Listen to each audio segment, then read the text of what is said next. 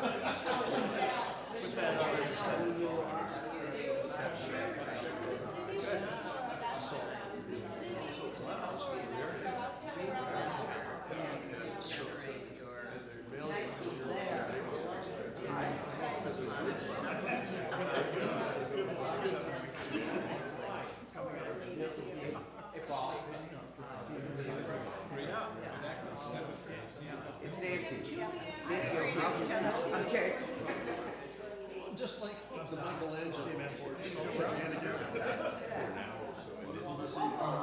The original. They sound like I found a poem in my queue the other day. So we're going to keep it wrote last year. It's called Ode to the Engineers of the Furnace. So now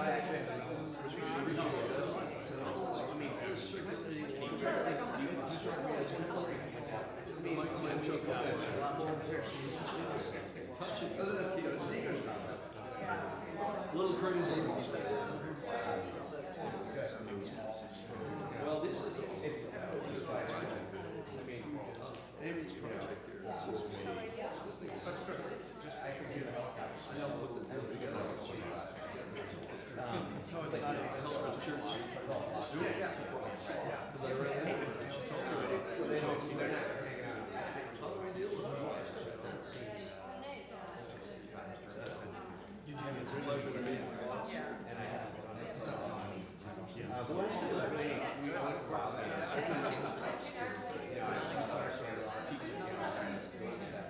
And then they were like, numbers in the corners, but everyone was people were just gathered together.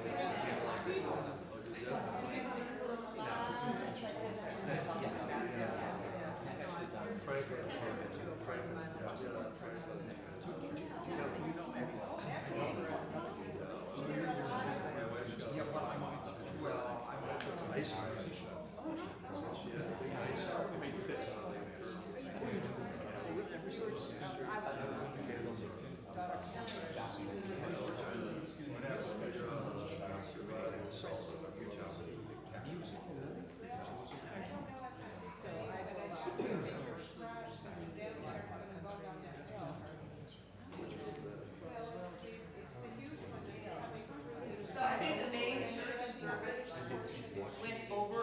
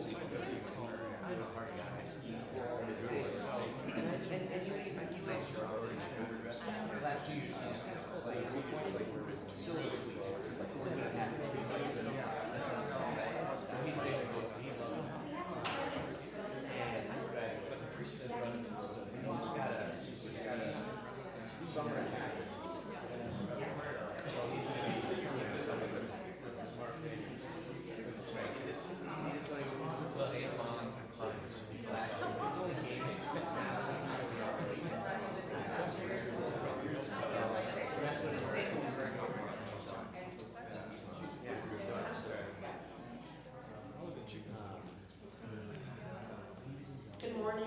Welcome to Sunday Forum. I'm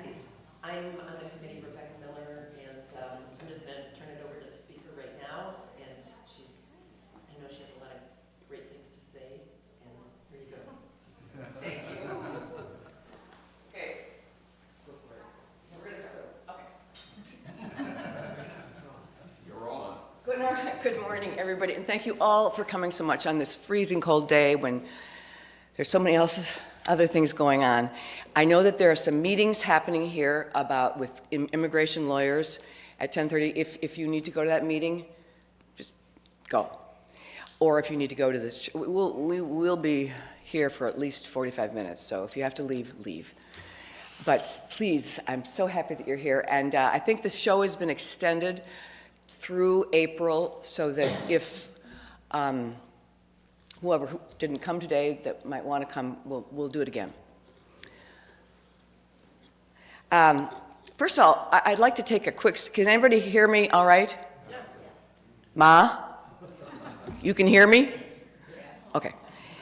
First of all, I'd like to take a quick survey. Please raise your hand if you've ever done any caregiving. Please raise your hand keep your hand up if you think you may be in your future doing some caregiving, or if you may need caregiving yourself. Yeah.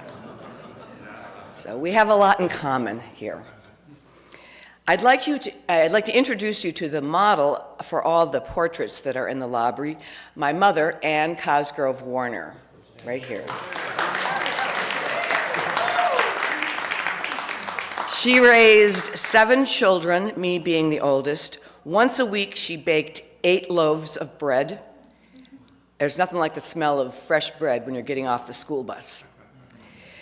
She also knit.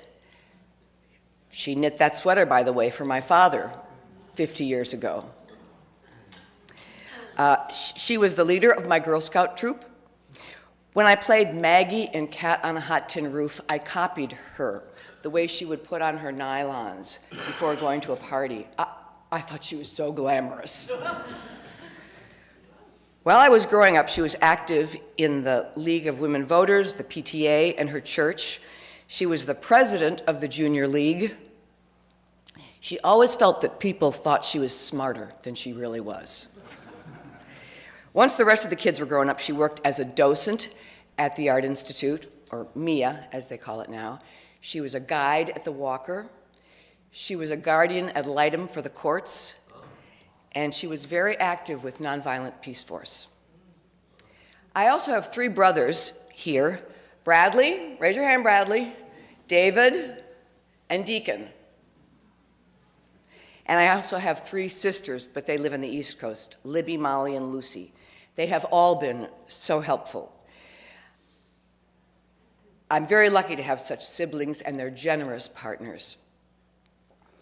My dear husband, Michael Haney, where are you? Oh, there he is. He is the best companion I could have. We've had many adventures in our life together, but this current caregiving adventure may take the cake. Michael and I both worked in the theater. We lived in New York City, LA, and Cincinnati. 10 years ago, I was yearning to move back to Minnesota. We thought we'd move in with Mom, who was living in the house that had been our family home for 60 years. We thought that if we liked Minnesota, we'd get a house of our own. But it wasn't long before I realized that you don't move in with your elderly mother and then a couple of years later move out. Although the thought that I might become her caregiver never crossed my mind. I'm an actor by profession, and I've also done a lot of painting. Now, mostly portraits, because I find them very theatrical. My large family has always provided a large cast of characters to, there we go, paint from. This is a picture of an early portrait of nieces and nephews. Ever the director, I had told them that I wanted them to pose as if they had secret superpowers. I like portraits that have narratives. Oh, the wrong way. There we go. After my dad died, I made paintings from photographs of his final months. This is of the nieces and nephews again. Dad had died that morning. I like the way none of them are looking at each other, but they're all touching each other. And this painting is a dramatic portrait of family life. When I started raising chickens, I started painting portraits of them and had a show of these paintings called The Girls at the Minneapolis Women's Club. They were a comedic portrait of chicken life. Let's see. Okay, we don't have to, just ignore that for a while. For years as an actress, okay, I would always paint from photographs, but not always. For years as an actress, I have invited casts for dinner, and then after dinner, when they're all liquored up, I pass out paper and colored pencils, and we take turns posing while the rest of the dinner party draws them. Drawing is like handwriting. Everybody has a style of their own. And by the end of the evening, there will be, well, once we're done with the pictures, we tape them up around the fireplace. And by the end of the evening, we have just portraits all over the place, and we sit there discussing and admiring our work. During COVID, I was asked to join a group that did life drawing outside. Shannon, it was your group, thank you. I enjoyed the silence as we all looked at the models and tried to draw them. When I mentioned that I'd like to draw Mom from life on a daily basis, my sister-in-law Lisa, was surprised that Mom had agreed with me. She thought I wanted Mom to pose in the nude. Well, that's what life drawing traditionally means. But no, that wasn't my idea. I said to Mom, you know, Ma, when you get to those pearly gates, I want you to be able to say that you used your time well, that you talked to people, that you posed for me. And that's when she said, my daughter is forcing me to be a person. A gallery owner who had seen my show of chicken paintings told me to come up with an idea for a grant for her gallery. I thought, oh, perfect, I'll do a whole bunch of portraits of Mom. I didn't get the grant, but simply applying fueled the project. Several years later, I was still making portraits of Mom. I met a woman who'd put up shows at the Guggenheim. When she learned what I was doing, she said, this should be a show. This will be a show. At the time, I was reading A Wrinkle in Time to Mom, and I learned that Madeleine L'Engle had applied and been turned down 26 times before she found a publisher for her classic. I thought, boy, I better up my rejections. So I applied to an art center in Hopkins, was turned down. Applied to this program at the MIA, was turned down twice. But with each application, I was able to figure out more clearly what I was doing. One of my biggest problems was how to display the portraits. And by the way, I have twice as many portraits at home as you see in the lobby. I tried framing them individually, but that made them look too precious. I wanted the portraits to be shown all together like a mosaic. I wanted the viewers to be immersed by the images. And I also wanted the portraits to be thumbtacked up as they were in our kitchen. I haven't treated the portraits too carefully. Sometimes they've got, food on them or dirt, but I haven't treated them too carefully because their real value lies in the afternoons during which they were made. I tried mounting the portraits on acoustic panels, then plywood panels. They were all too unwieldy. Then my framer suggested we try framed foam core boards, and we settled on 40-inch by 60-inch boards because that's what fit into my Ford Escort. And those are the ones that you can see in the lobby. I ran into one of your members, Jim Lemfesti, at a political event last spring. I was just leaving, and I mentioned my portrait project to him, and he immediately pointed me towards this beautiful church. I met with Lynette Black, the co-chair of your gallery committee, and I was very grateful for her receptivity. My brother Deacon, who is a documentary filmmaker, has been filming our sessions about once a month. We thought it would be a cool multimedia addition to the project. He edited his film down to 10 minutes, and it'll be running during the reception, and I'd like to show it to you now.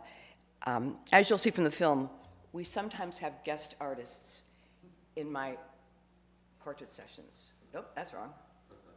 You can look right at me. Happy at me. Right at you. Oh, all right.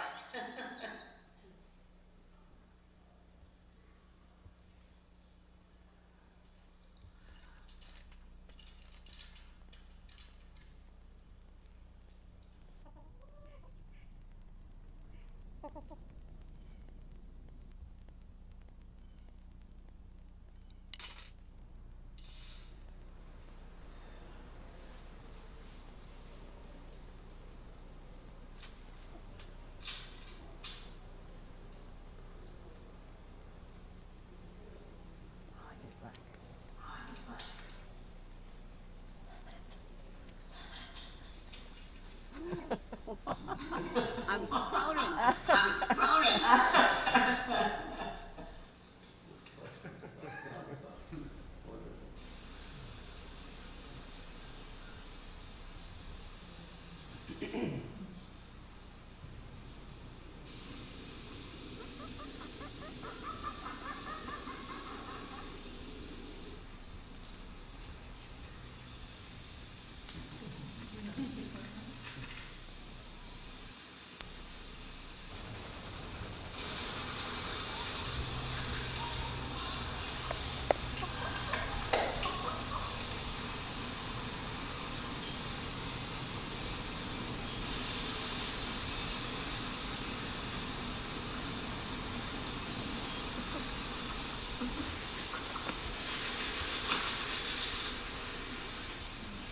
Come on.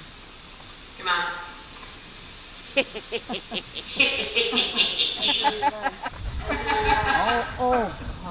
Isn't that beautiful? Isn't that beautiful?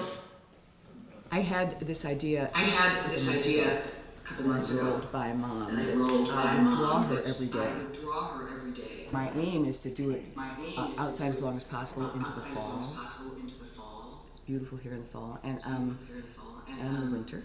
We can get all bundled up. Get all bundled up. Are you cold? What do you want? A better jacket? Warm? Okay. Something around my neck as well. Yeah. That's where I get cold. Oh, that's great. Woo.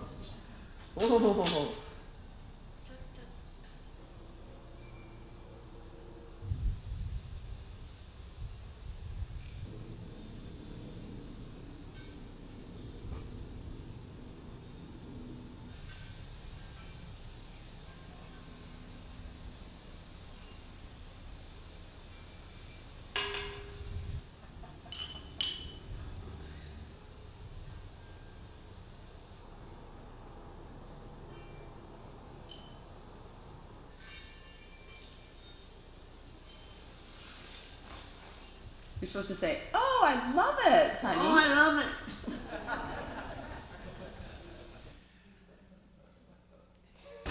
That's a good idea. Is this better? So Mom is gonna just be looking at Marcus.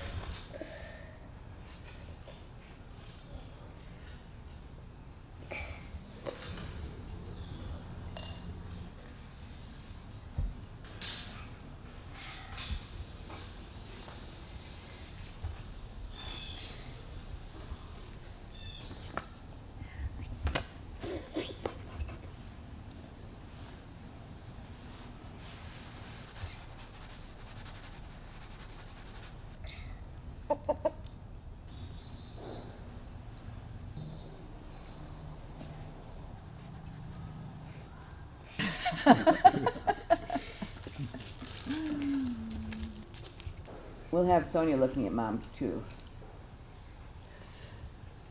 Good job, your nose. Show yours to Wavy. All right. I love it. I love it.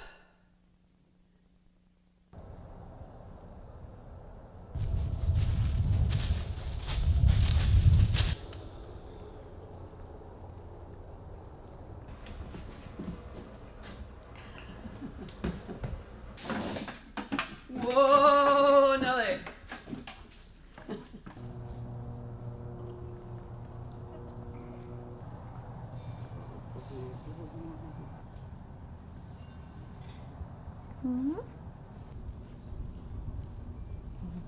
You're all right. Nothing's wrong.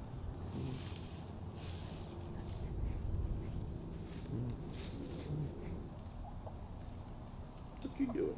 What you doing up there?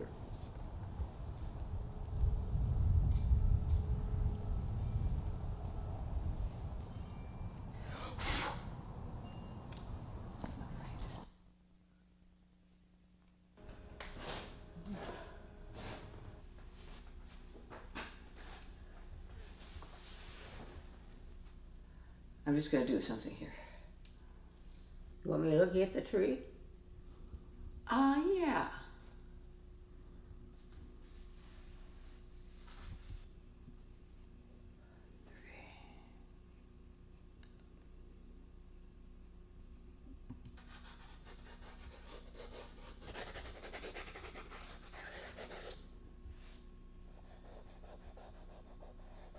I need something different.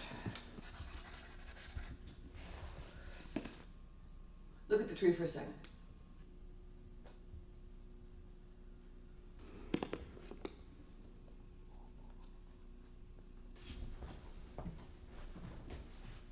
Oh, I love that, Amy.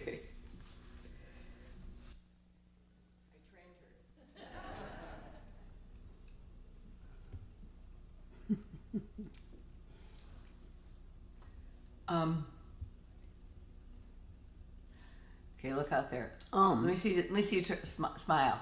What? Smile. Oh, that's good.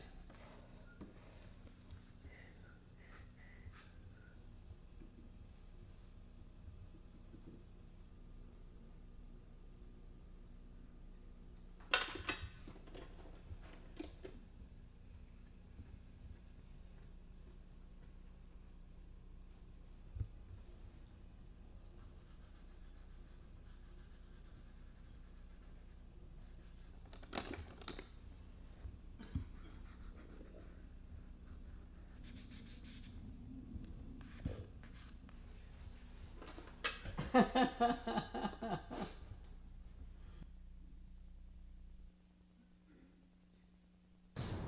want to get up on mommy's lap? Yeah. Come here, Mimi. Oh, yes. Oh. Whoa, whoa, she's slipping. That's a slippery seat. Sorry, honey.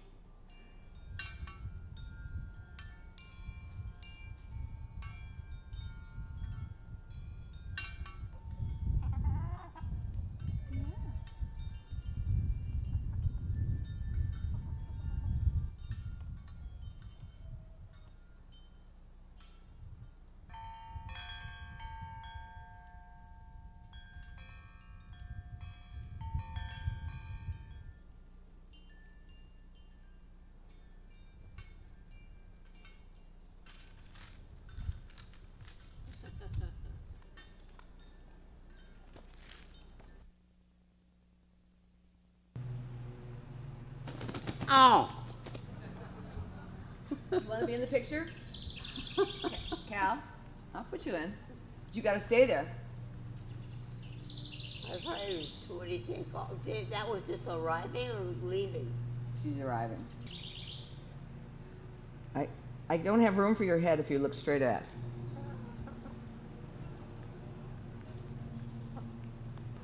This is going to be a glorious mess.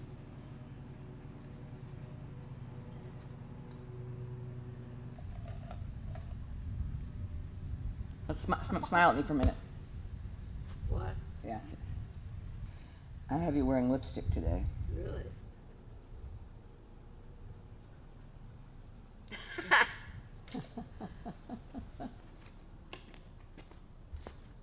Oh yeah, that's fun. Wow. Very good.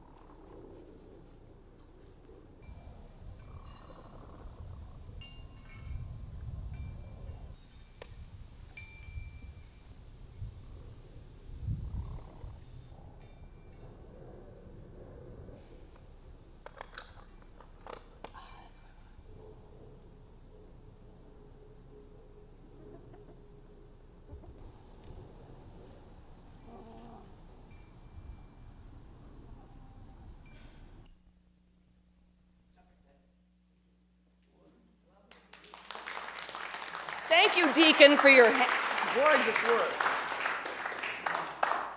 As you can see, we work indoors and outdoors. Outdoors is more pleasant, but it's more work. You got to get the wheelchair down the ramp and get Mom dressed up appropriately, haul out all the drawing stuff. In the beginning, I worked mostly with pencil. I got a bit braver and started using colored pencil and watercolors. For the past year, I've been in love with pastels, in spite of the mess that they make. Since I figured out to display the portraits on these big panels, I've decided I wanted them all to be colorful. So recently, I've been using pastels to add color to the drawings I made a couple years ago. Sometimes I would wake up and think, oh God, we've got to do that portrait thing again today.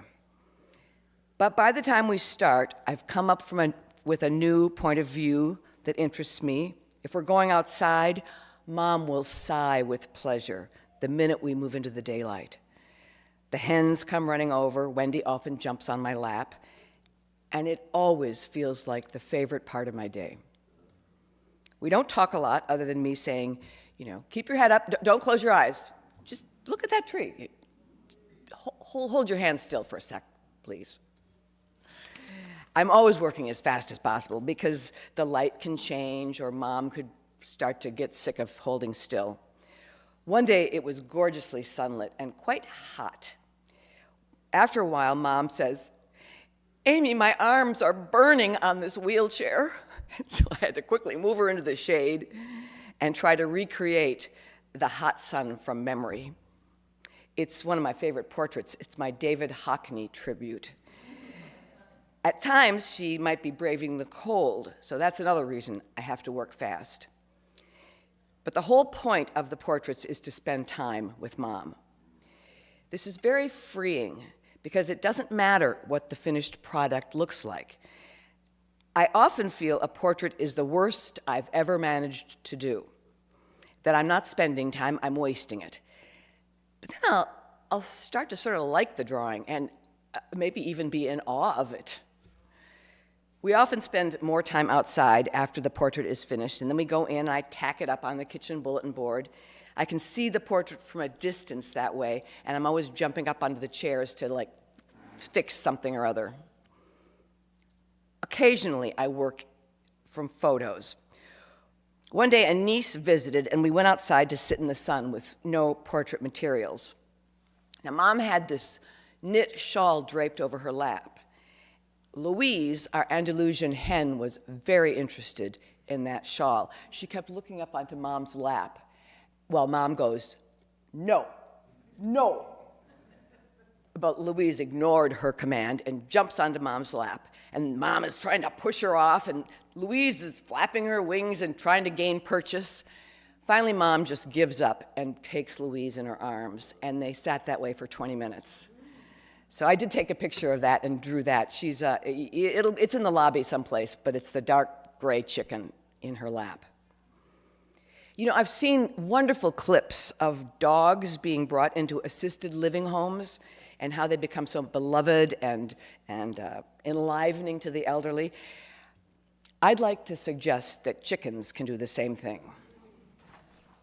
But all the applications and putting the portraits together in the frames has taken me from the real purpose, which is to spend time with Mom. Last Saturday, I needed to work on this talk, and I could see Mom slipping into where am I land. And I thought, to hell with this. I need to get back to drawing Mom. I put her in front of a little Christmas tree and went to work.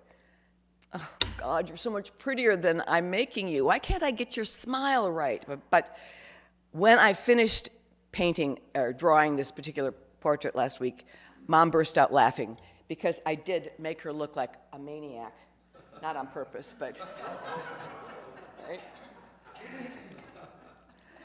And anyway, she was engaged for the rest of the day. Now, the many portraits I've made so far have taught me to recognize the variety of her moods as well as the sameness of her days. I've watched her physical decline as she's moved from armchairs to wheelchairs. I've noticed how missing front teeth can change a smile. But I've also noticed essential qualities like gratitude, curiosity, empathy, a sense of humor that have not changed. She also remains highly dramatic, which makes her very paintable. Now, since this talk is called Artful Caregiving, I'd like to include the many ways the arts in general have come to my aid. Ralph Waldo Emerson said that the way to God was through poetry, music, art, and nature. Now, I think of God as ever-present goodness in our lives, as a presence that lets us know what we need to know. There was this one day when I was out running a bunch of errands, and I suddenly had this thought, I got to get home. I can do the errands later. So I go home, Mom's in the bathroom, and there is a big poopy mess, and it's just about to get bigger. But I arrived home in the nick of time. That's what I mean about knowing what we need to know. Talking about stuff like that. Not poop, but anything. As far as poetry goes, Mom and I can recite A.A. Milne pretty well. I think we should up our game and maybe start including grown-up poets. Maybe some of yours. I read to Mom. This absolutely adds goodness to our lives. One of our favorite books was a recent biography of Elizabeth Taylor, recommended me by my erudite sister, Libby. I thought, Libby wants us to read about movie stars? Well, we adored it. And all the different photos of Elizabeth in this book caused me to think differently about my portraits. Elizabeth Taylor is dead, but we identify all those photos of her as her, now and forever.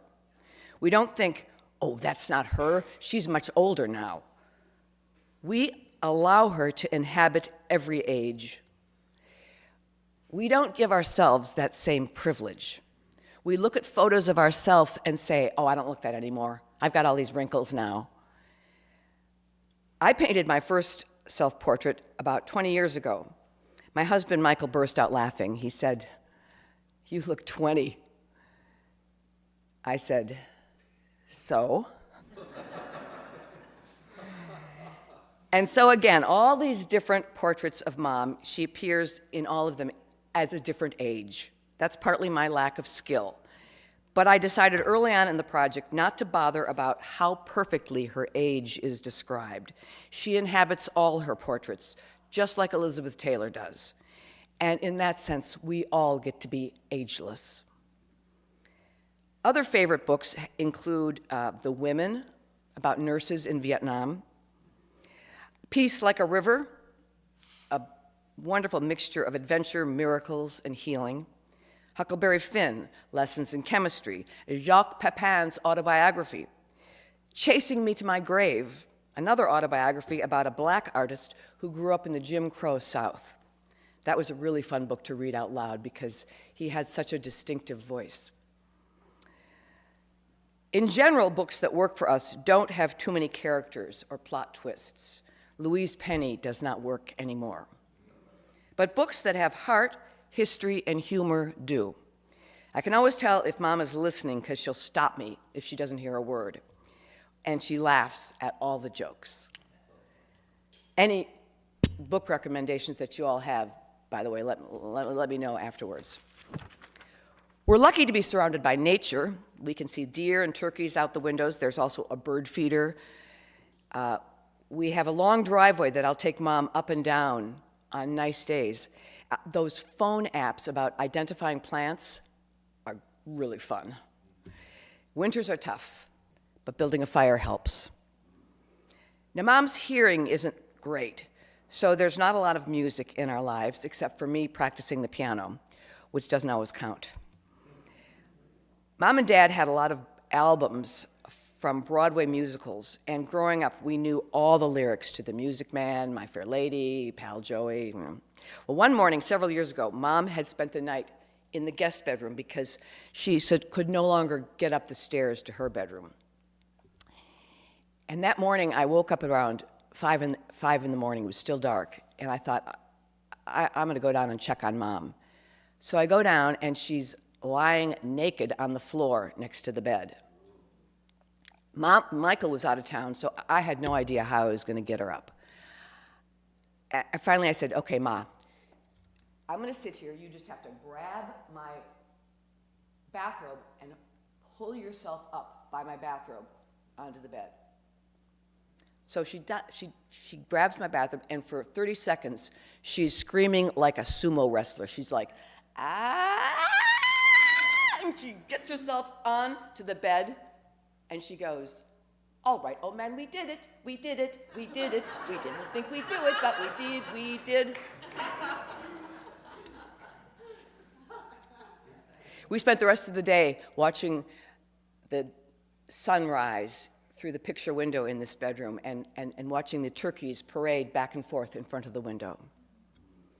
We used to do coffee concerts at the Symphony, but that's fallen by the wayside, as well as going to the Guthrie.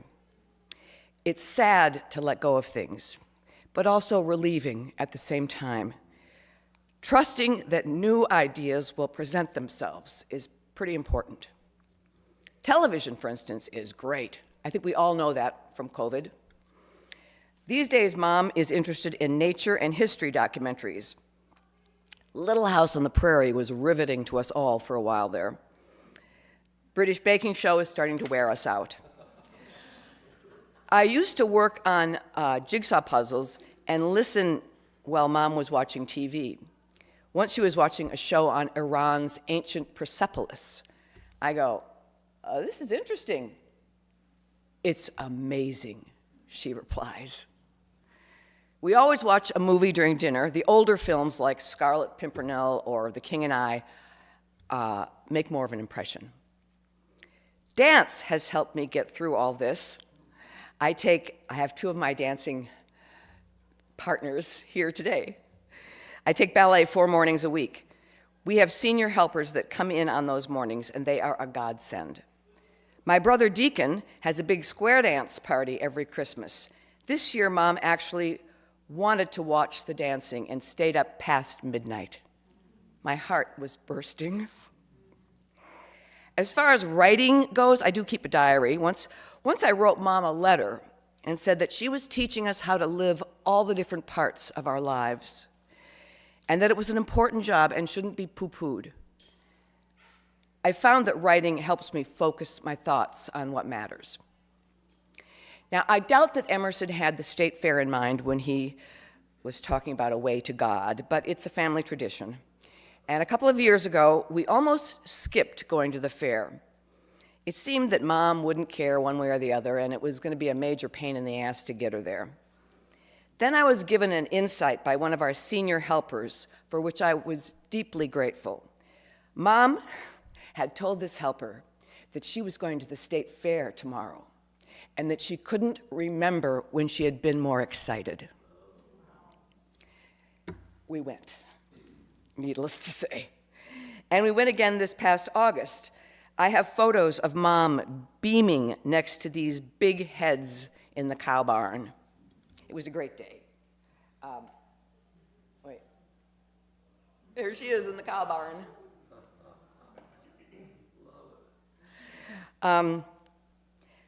Then, of course, since we are in a church, I think it's okay if I touch on how valuable just plain old prayer has been to me. I used to describe myself as Mom's primary caregiver in sort of a braggy way, until it occurred to me that God had the primary position. It's very relieving to let go of the notion that I have to orchestrate everything, but can instead trust that solutions will divinely unfold. We read the lesson aloud to each other every day, which is a Christian Science thing. It's made up of Bible passages and passages from Science and Health. We're not just reading the lesson, she told me one day. We're turning to God, and it gets us started on the right foot. The other thing it does is exercise Mom's ability to speak. Sometimes she'll start out, "The Lord is my shepherd." Mom, use your diaphragm. "I shall not want." A friend of mine and I had conversations a couple times a month, about issues that concerned the world. and how we could pray for those issues. We spent about half a year praying to understand that old people everywhere were, in truth, free from all the beliefs about aging. We made a list of qualities people don't tend to attribute to the elderly, like being flexible, unruffled, developing with it, fertile. In our thinking, we claimed these qualities to be spiritual, therefore undiminished, and always a part of that person's being. There are perennial topics I need to pray about, like don't let fear or resentment rule, cultivate and enrich my affections, know that I'm not alone, and that Mom's being is intact. A senior helper once told me never to be dismayed about what can seem like very bad behavior in Mom. It's just behavior, she said. It's not a part of her. One night I couldn't sleep a lot, and I had a lot of grouchy thoughts. I was pissed off at Michael for some reason, and I decided to listen to what God had to say, and that mainly it would quiet my mind. It did quiet my mind, but I heard nothing. Then my husband, who I had assumed was asleep, reached over and put his hand on top of mine. I was very comforted and went back to sleep, and the epiphany was that God doesn't always answer in words. I've always loved holidays. It's up to me to look for the dazzle and promise of a holiday in my daily life.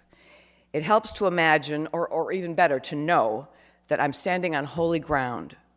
No matter what activity I'm doing, it is holy work, and that in everything I should give thanks. Now, I've learned about Mom through the course of all this. For instance, I've learned to tell her what we're doing next, not to ask if she wants to do it. I've learned to make sure she understands when we're transitioning to a new activity. Earlier, when she was doing crypto quizzes, if we whisked her off to lunch without an explanation that the puzzle was over, she kept looking for the right letters on her plate of food.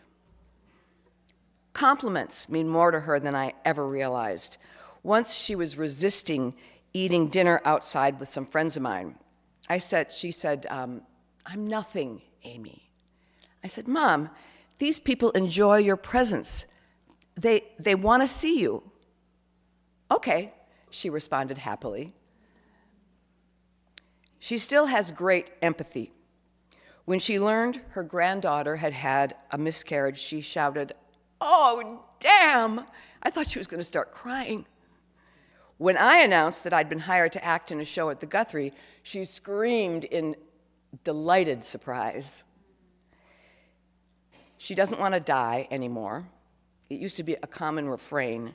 Then one day, coming home after a friend had invited us for dinner, she announced that she was letting go of her desire to die. She's more self-aware than I thought. I asked in desperation the other day, "What is wrong?" "Oh, I'm just belly aching," she said. Who uses that expression anymore? She doesn't hang on to stuff. I've heard her moan and gasp, and I go in and she'll say in a cheery voice, "Oh, hi, honey. Are those pajamas new? They're so cute." One time she had to go to the bathroom, but her legs wouldn't work. So I tried to know that God was right there strengthening her, when what I really wanted was like a 200-pound nurse to help me. Mom suddenly looks out the window, and she goes, "Oh, look, it's still snowing." Suddenly she was able to stand. "Where am I going?" "The bathroom." "Oh, yeah." And she was off. I've learned that a couple visitors is lovely, but if people start talking to each other, Mom can't really hear anything and feels excluded and gives up. I've learned that my mere presence makes a difference. If she's watching TV and I'm working next to her, paying bills or something, she stays involved. Although some days this isn't particularly true. Last week we were watching The Green Mile, which is a long movie, but Mom was attentively watching the whole thing.